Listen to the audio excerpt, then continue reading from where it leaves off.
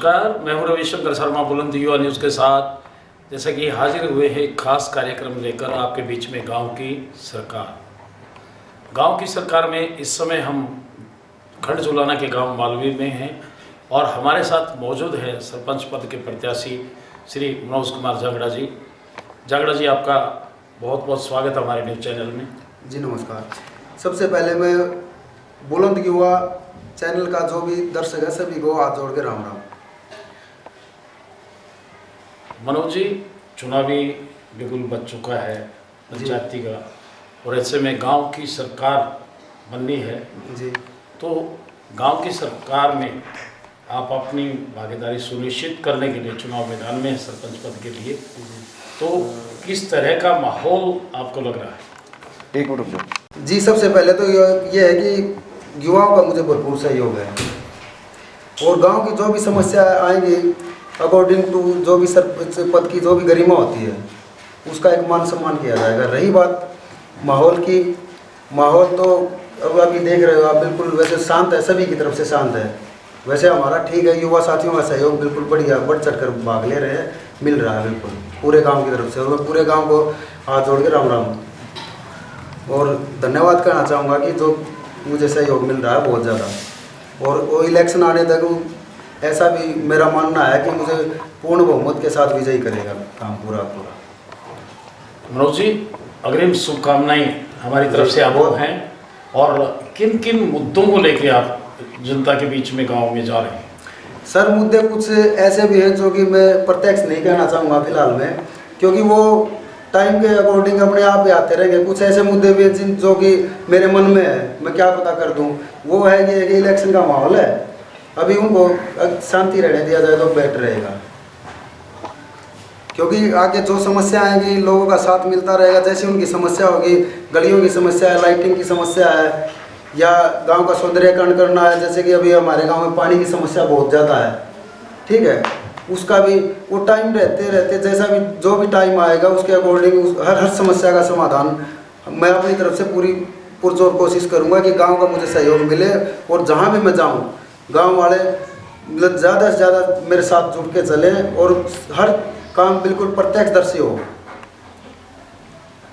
निश्चित तौर पर प्रत्यक्षदर्शी की जी, आप यहाँ के बासिंदे हैं, पिछली सरकारें भी गाँव की हुई हैं, तो किस तरह की कमी महसूस करते हैं आप जो पिछली सरकारों में नहीं हुए और ज़मीनी स्तर पे आप जो करना चाहते हैं?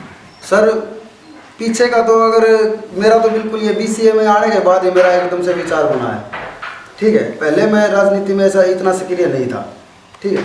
तो उसके बाद तो देखो अभी टाइम भी बहुत कम मिला है, यूँ लगा लो 20 दिन का इलेक्शन है और 20 दिन में मुझे जो पीछे से 2 साल से 3 साल से जो तैयारी करते आ रहे हैं उनकी हर रिकवरी मुझे 20 दिन में करके देनी है।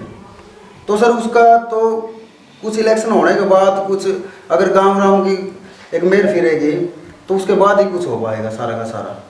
और रहा पिछली के बारे में अभी मैं कुछ नहीं कहूँगा, क्योंकि मैं थोड़ा सा इसमें सक्रिय था नहीं पहले। अभी वो तो पीछे की भी निकल के आएंगी बातें, जब आगे कुछ चलेगा तो टाइम। युवा प्रत्याशी हैं आप? जी बिल्कुल, युवा होने के नाते जी। जैसे कि आपका मानना है कि युवाओं का जी एक चहुमुखी विकास होना चाहिए, इस दिशा में किस तरह का कदम आपकी सरकार में रहेगा? युवाओं का भरपूर सहयोग मिलेगा। जो भी रिक्वायरमेंट गांव की तरफ से सार्वजनिक रूप से जो भी आएगी, किसी एकल सिंगल आदमी की ना होगी, जो भी सामाजिक समस्या होगी और एक सरपंच के माध्यम से जो सरपंच पद की गरिमा होती है, जो मान सम्मान होता है, उसके अकॉर्डिंग जो भी समस्या होगी मैं अपनी तरफ से, अगर मुझे भगवान या गांव राम मुझे पूरा मौका देता है और कल को मैं विजयी हुआ तो पूरा का पूरा उनका मैं साथ लेके चलूँगा और हर समस्या का समाधान जैसे तैसे करके श्याम दाम दंड भेद से हर समस्या समाधान निवारण करने की कोशिश करेंगे पूरी। मनोज जी, गांव के इतिहास की बात करें, बड़ा ऐतिहासिक गांव है, क्योंकि मालवी गांव रागों पे आधारित है, मालकोस राग से मालवी बना है और ऐसे में गांव ने बहुत इतिहास रचा है जी। अच्छे खिलाड़ी यहाँ हुए हैं। WWE की बात करें, पूनम दलाल जैसी बेटियां हैं, कविता दलाल जैसी बेटियां हैं, वरिष्ठ खिलाड़ी जिन्होंने विश्व स्तर पर इस गांव का, प्रदेश का और देश का नाम रोशन किया है, तो खिलाड़ियों के प्रति क्या सोच रही है? खिलाड़ियों के प्रति तो मेरा नज़रिया बिल्कुल पॉजिटिव है।